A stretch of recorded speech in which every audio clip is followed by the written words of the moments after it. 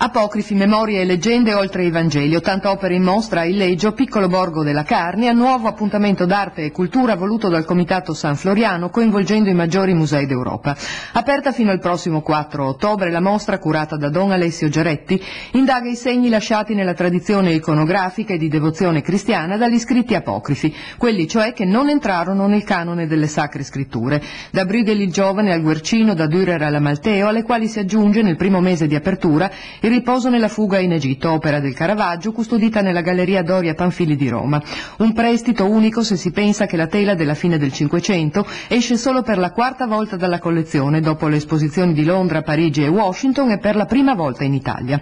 Illeggio e la Carnia, dunque, sottolinea il presidente della regione Renzo Tondo, si ripropongono all'attenzione dell'Italia e dell'Europa, con un percorso di dipinti, codici, sculture, oreficerie, incisioni e disegni che diventa rassegna di fede e di cultura in grado di trasmettere saggezza, memoria e valori che devono essere le radici stesse anche di questa società della comunicazione e della conoscenza. La Carnia e l'intero Friuli Venezia Giulia riscoprono nuovamente la propria naturale vocazione europea e la montagna friulana dimostra di non essere più né periferica né emarginata, grazie alle rassegne promosse annualmente dal Comitato di San Floriano, manifestazioni che da eventi locali si sono evoluti in mostre di respiro internazionale.